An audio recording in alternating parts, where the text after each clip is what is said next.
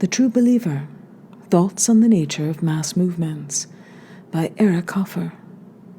The Effects of Unification, Section 102.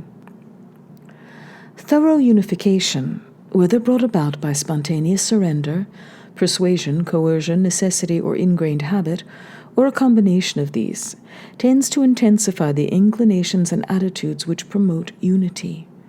We have seen that unification intensifies the propensity to hatred, Section 77, and the imitative capacity, Section 82. It is also true that the unified individual is more credulous and obedient than the potential true believer who is still an autonomous individual. Though it is true that the leadership of a collective body usually keeps hatred at a white heat, encourages imitation and credulity, and fosters obedience, the fact remains that unification by itself, even when not aided by the manipulations of the leadership, intensifies the reactions which function as unifying agents. This, at first sight, is a surprising fact. We have seen that most unifying factors originate in the revulsion of the frustrated individual from an unwanted self and an untenable existence. But the true believer who is wholly assimilated into a compact collective body is no longer frustrated. He has found a new identity and a new life. He is one of the chosen, bolstered and protected by invincible powers, and destined to inherit the earth. His is a state of mind the very opposite of that of the frustrated individual, yet he displays with increased intensity all the reactions which are symptomatic of inner tension and insecurity. What happens to the unified individual? Unification is more a process of diminution than of addition.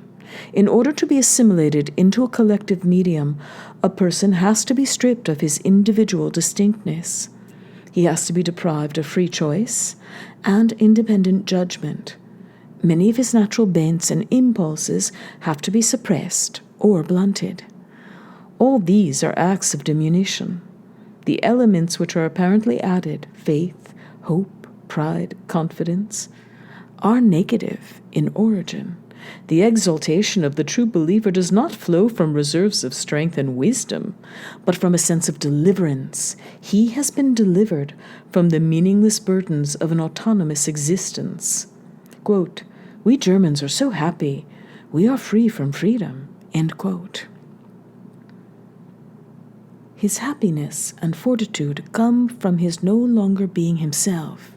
Attacks against the self cannot touch him.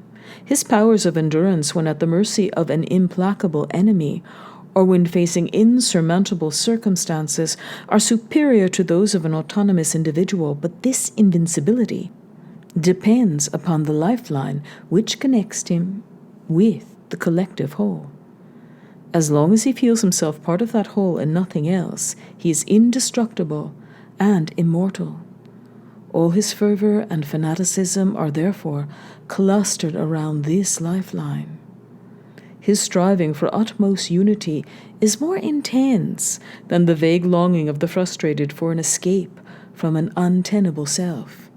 The frustrated individual still has a choice.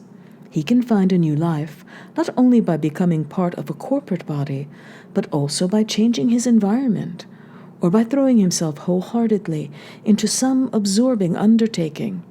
The unified individual, on the other hand, has no choice. He must cling to the collective body, or, like a fallen leaf, wither and fade. It is doubtful whether the excommunicated priest, the expelled communist, and the renegade chauvinist can ever find peace of mind as autonomous individuals. They cannot stand on their own, but must embrace a new cause and attach themselves to a new group. The true believer is eternally incomplete, eternally insecure. Section 103.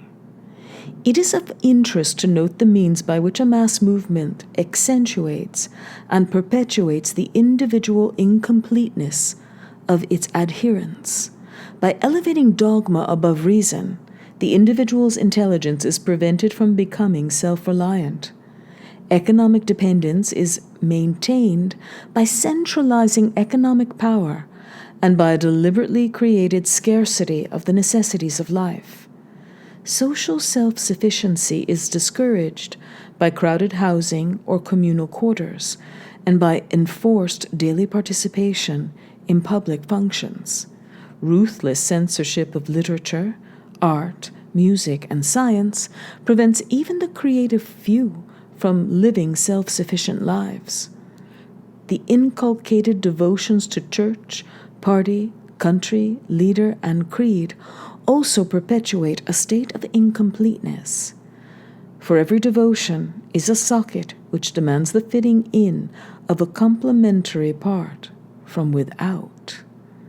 Thus, people raised in the atmosphere of a mass movement are fashioned into incomplete and dependent human beings, even when they have within themselves the making of self-sufficient entities.